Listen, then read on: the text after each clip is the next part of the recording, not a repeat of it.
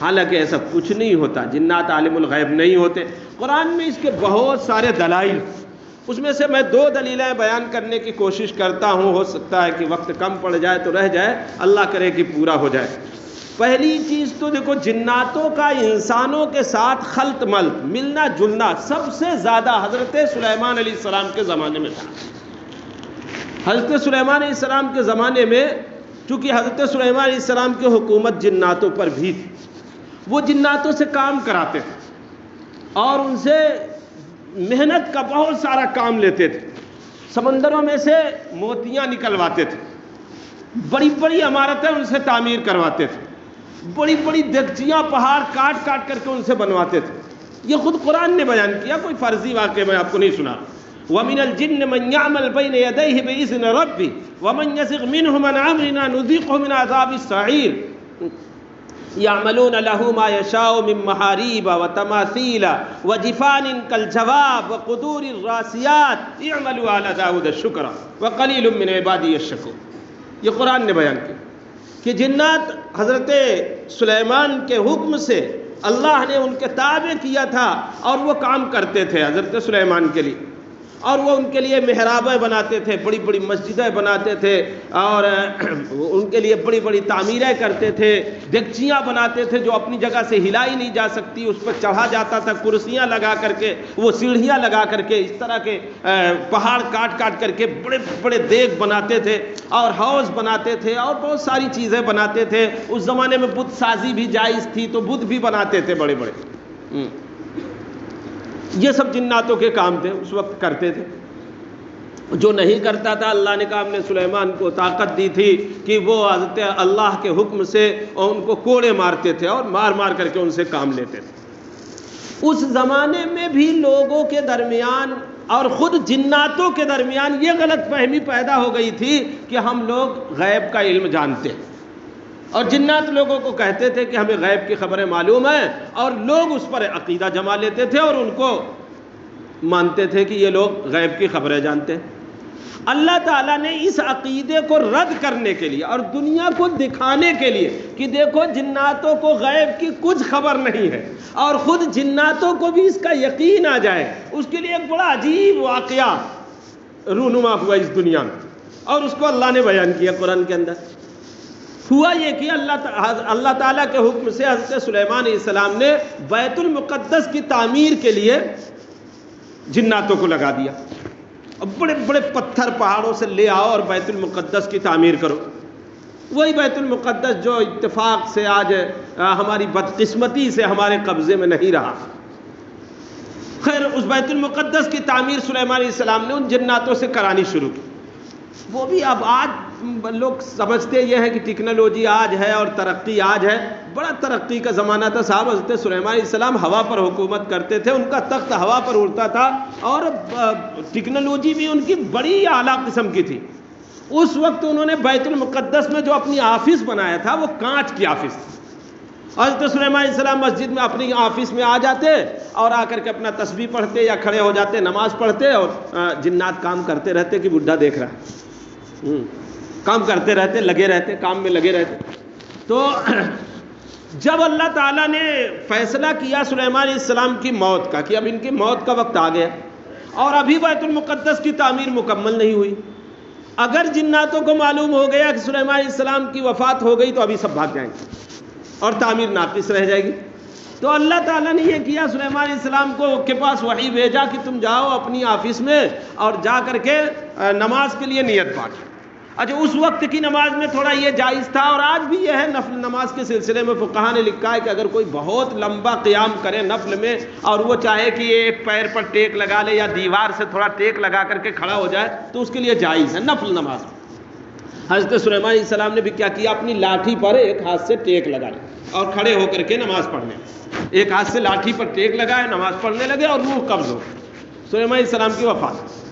اب جنات دیکھ رہے ہیں کہ یہ تو یہیں کھڑے ہوئے، وہ اپنا کام میں لگے ہوئے بیت المقدس کی تعمیر جب مکمل ہو گئی، 1 سال مفسرین نے لکھا ہے، 1 سال سے زیادہ عرصہ ہو گیا حضرت سلیمان علیہ السلام کو مرے ہوئے، اور وہ کام کرتے رہے. اب جب بیت المقدس کی تعمیر مکمل ہو گئی تو اللہ نے یہ فیصلہ کیا، اور لاٹھی جو پکڑے ہوئے تھے سلیمان علیہ السلام اس میں دیمک لگ گیا زمین سے، اور دیمک نے لاٹھی کو کھا لیا. جب کھوکھلی ہو گئی لاٹھی تو ٹوٹ کر کے گری، اور جب لاٹھی گری تو سلیمان علیہ السلام بھی گرے، کیونکہ وہ تو مرے ہوئے سال ہو گیا تھا، ان کو لاٹھی کے سہارے کھڑے تھے.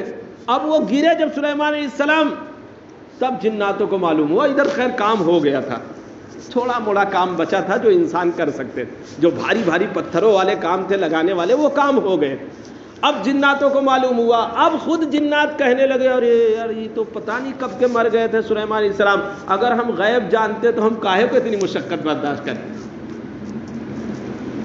فلما قضینا علیہ الموت ما دلہ علی موتہ الا دابۃ الارض تاکل من ساعتہ فلما خر تبینت الجن ان لو كانوا يعلمون الغیب ما لبثوا فی العذاب المہین.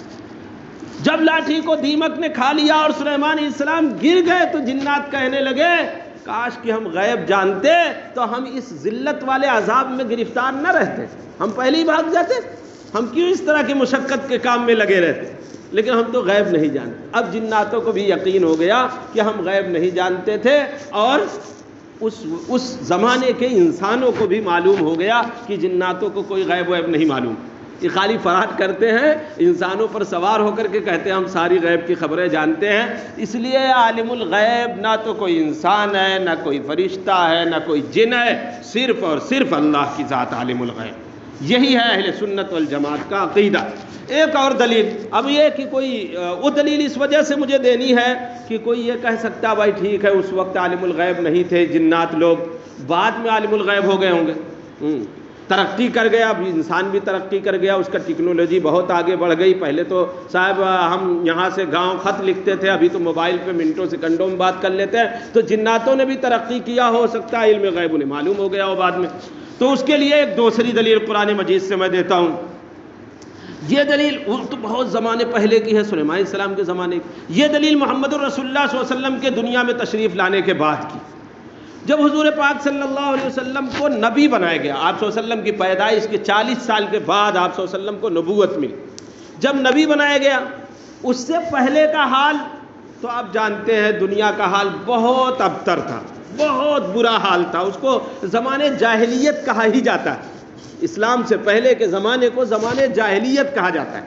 وہ جاہلیت کا زمانہ تھا، کہانت زوروں پر تھی. کاہن جیسے ہمارے یہاں بابا لوگ ہوتے ہیں، اوگھڑ جو پھال کھولتے ہیں، ہاتھ دیکھ کر کے بتاتے ہیں اور بابا گیری کرتے ہیں، دعا تعویذ میں ہی منہمک رہتے ہیں، وہ بابا، وہ والے کاہن لوگ غیب کی خبریں بتایا کرتے. بارش ہوگی کہ نہیں ہوگی، تمہارے یہاں لڑکا پیدا ہوگا کہ نہیں پیدا ہوگا، تمہارے یہاں اس سال پیداوار ہوگی کہ نہیں ہوگی، یہ خبریں غیب کی وہ کاہن لوگ بتایا کرتے. کیسے بتاتے تھے وہ لوگ شیطانوں کی پوجا کرتے تھے. آج ہمارے یہاں بھی کچھ سفلی عمل کرنے والے لوگ ہیں جو شیطانوں کی پوجا کرتے ہیں اور ان کے کہنے پر آتے ہیں اور انہی کے کہنے کے مطابق غلط اور بالکل کفریہ اعمال کرتے ہیں. ایسے بابا لوگوں کے ہاں جانا اپنے ایمان کو خطرے میں ڈالنا. میں نے خود دیکھا ایک بابا کو، میں پڑھانے لگا تھا، طالب علمی کے زمانے کی، میرے پڑھانے کے زمانے کی بات. وہ ہوٹل پہ بیٹھا رہتا تھا، وہی اس کے یہاں بھیڑ لگی رہتی تھی، عورتوں مردوں کی تعویذ وویز دیتا تھا. نماز پڑھنے ایک وقت کی بھی نہیں جاتا تھا، داڑھی یہ بڑی بڑی اور موٹا ہٹا کٹا. ہم لوگ اس سے کہتے بھی تھے کہ بھائی نماز تو کم سے کم پڑھ لیا کرو، نماز پڑھنے کا وقت. تو کہتا ہے اگر نماز پڑھنے ہم مسجد میں جائیں گے تو ہمارا شیطان بھاگ جائے گا، کیونکہ شیطانوں کو اس نے پوجا کر کے تابع کر رکھا ہے، انہی شیطانوں سے کچھ کام کراتا ہے. اگر وہ اللہ کی عبادت کرے گا، شیطان کی پوجا نہیں کرے گا تو اس کا شیطان بھاگ جائے گا. ایسے باباؤں سے اپنے کو بچاؤ، اپنے گھر والوں کو بچاؤ. اور اس طرح کے بڑے واقعات ہیں فراڈ کے، میں سناؤں گا تو کئی ہفتہ اس میں چلا جائے گا. لیکن خیر، میں یہ کہہ رہا تھا کہ یہ کاہن لوگ زمانے جاہلیت میں یہ خبریں کیسے دیتے تھے؟ وہ بھی شیطانوں کی پوجا کرتے تھے. اور شیطان کیا کرتا تھا؟ شیطان جاتا تھا آسمان پر، کیونکہ ان کی تعداد میں نے بتایا بہت زیادہ. تو وہ کیا کرتا ہے، ایک دوسرے کے کندھے پہ سوار ہوتا اور سوار ہو کر کے وہ آسمان تک پہنچ جاتے اور آسمان پہ جا کر کے کان لگاتے. اور جب اللہ تعالیٰ کی طرف سے کوئی خبر آتی، کوئی وحی آتی، اب فرشتوں کو کوئی حکم دیا جاتا تو فرشتے اس کو جب لکھتے تو اس لکھنے کی قلم کی سرسراہٹ کو سنتے اور اس کو سن کر کے کچھ اندازہ لگا لیتے اور اس کو لے کر کے آتے کاہنوں کو بتاتے. اب وہ کاہن اپنا الٹا سیدھا ایک میں 13 جوڑ کر کے لوگوں کو بتاتا، اور جب لوگوں کو وہ خبر معلوم ہوتی کبھی سچی ہو جاتی، کبھی سچی ہو جاتی تو لوگ یہ سوچتے کہ بہت سچی خبریں دیتا ہے یہ کاہن بڑی سچی خبریں بتاتا ہے، حالانکہ وہ شیطان کی بتائی ہوئی خبر ہوتی تھی۔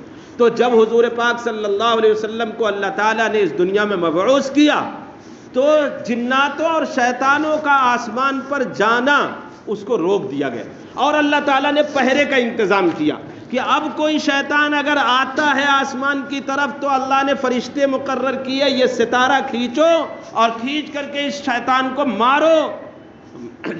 اس میں جلالین کے اندر لکھا ہوا ہے کہ یہ جو لک ٹوٹتا ہے، جس کو ہمارے گاؤں والے کہتے ہیں لک ٹوٹنا، آسمان پہ کبھی آپ دیکھتے ہیں ایک لمبی سی لکیر دکھائی دیتی رات میں دکھتا ہے، تو وہ لک ٹوٹتا ہے، یہ جنات کو مارا گیا، شیطان کو مارا گیا، وہ یا تو پاگل ہو جاتا ہے۔ تو یہ دروازہ اللہ تعالیٰ نے بند کر دیا حضور پاک صلی اللہ علیہ وسلم کے آنے کے بعد، شیطانوں کے جانے کا آسمان پر، وہاں سے خبروں کے چرانے۔ انشاءاللہ اگلی تفصیل آئندہ میں بتاتا ہوں۔ ما علینا الا البلاغ۔ سنتیں پڑھو۔